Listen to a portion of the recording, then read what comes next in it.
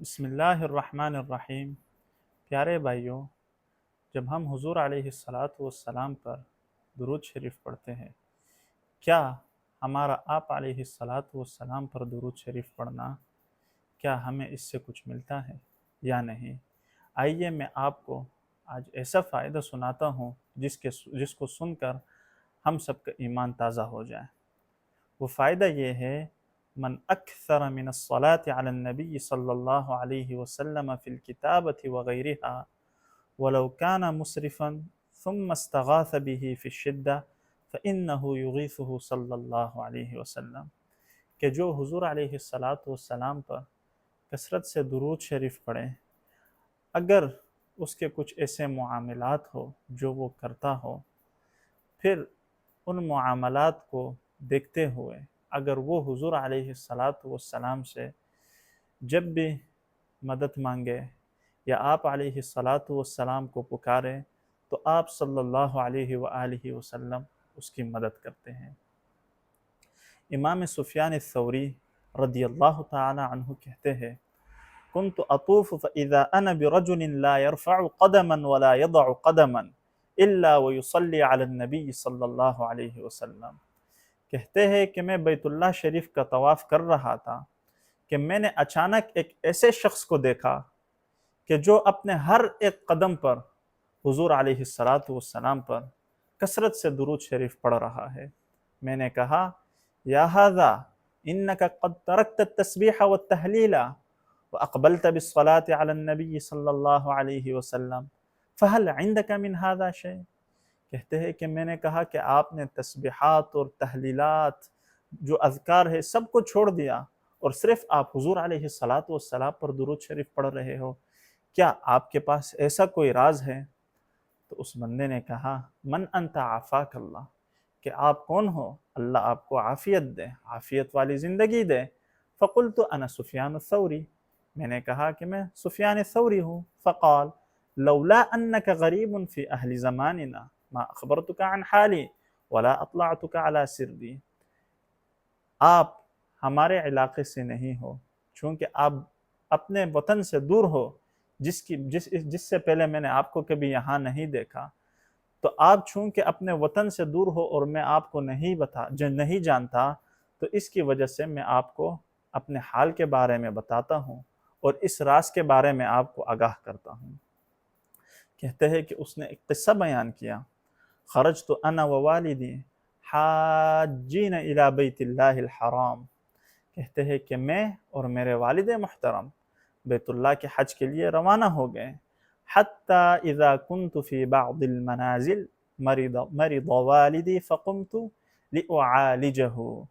کہتے ہیں کہ ہم ایک ایسی جگہ پر پہنچے، اپنے سفر کے دوران ایک ایسی جگہ پر پہنچ گئے جہاں پر میرے والد صاحب بیمار ہو گئے، تو میں نے اپنے والد محترم کے علاج کے لیے چیزیں مہیا کی، میں علاج کرنے لگا۔ فبینما انا ذات لیلۃ عند رأسہ اذ مات فاسود وجہہ۔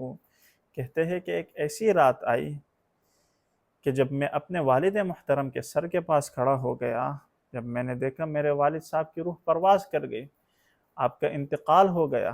انتقال ہونے کے بعد جو آپ کے والد صاحب ہے، ان کا جو منہ ہے وہ بالکل کالا ہو گیا۔ فقلت انا للہ و انا الیہ راجعون، کہ میں نے کہا انا للہ و انا الیہ راجعون، کہ بے شک ہم سب اللہ کے لیے ہے اور ہم سب اسی کی طرف لوٹ کر جائیں گے۔ مات والدی فاسود وجہہ فجذبت الازار علی وجہہ فغلبتنی عینای فنمت۔ کہتے ہیں کہ میں نے اپنے والد پر چادر ڈال لی اور تھکاوٹ کی وجہ سے مجھ پر میری نیند غالب ہو گئی اور میں سو گیا۔ فَإِذَا أَنَا بِرَجُلٍ لَمْ أَرَ أَجْمَلَ مِنْهُ وَجْهًا وَلَا أَنْظَفَ مِنْهُ ثَوْبًا وَلَا أَطْيَبَ مِنْهُ رِيحًا يَرْفَعُ قَدَمًا وَيَضَعُ أُخْرَى حَتَّى دَنَا مِنْ وَالِدِي۔ کہتے ہیں کہ جب میں سو گیا تو میں خواب میں ایک ایسے عظیم